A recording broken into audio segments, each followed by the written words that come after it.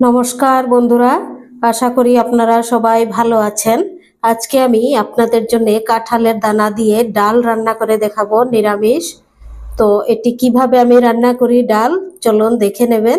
প্রথমে আমি সেদ্ধ করে নেব এগুলো।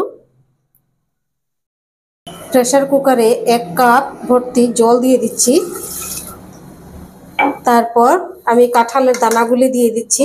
এগুলি লাল খোসা, সাদা খোসা পুরা ভালো করে ছাড়িয়ে এখন আমি সেদ্ধ করে নেব। 3টি হুইসেল দেব। সেদ্ধ হয়ে গেছে, এবার ঢেলে নিচ্ছি।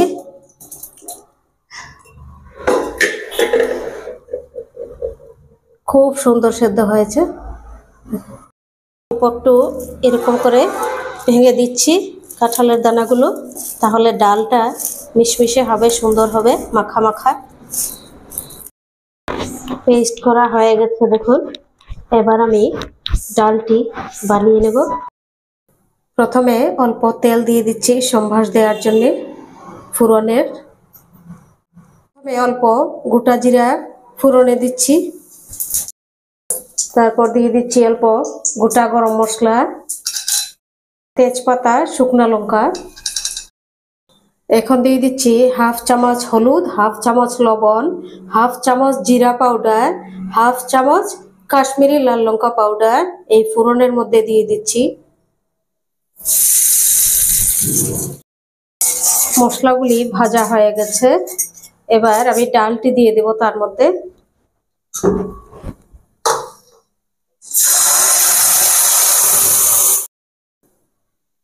অল্প একটু 1/2 চামচ আদা বাটা দিয়ে দিচ্ছি, লাস্টে সুন্দর সেন্ট হবে।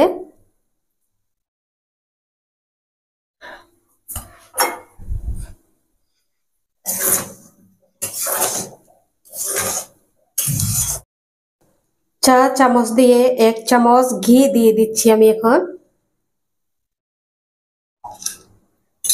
এখন দিয়ে দিচ্ছি কাঁচা লঙ্কা। খুব ঝালের জন্য আমি অল্প কাঁচা লঙ্কা দিলাম। এখন হয়ে গেছে ডাল, আমি গ্যাসটি অফ করে দেব।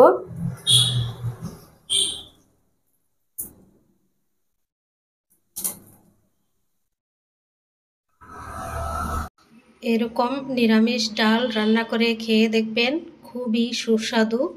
নিরামিষ এই যে কাঁঠালের দানার ডাল, দারুণ লাগে খেতে।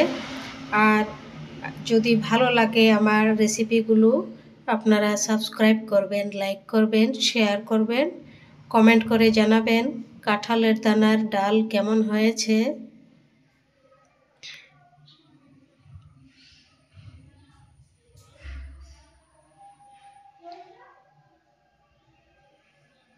খুবই দারুণ খেতে, ঘি দিয়ে ভালো লাগে খেতে, তার মধ্যে অল্প আদা বাটা, খুব সুন্দর সেন্ট, আর গরম মশলা ফোড়নে, খুবই ভালো লাগে খেতে।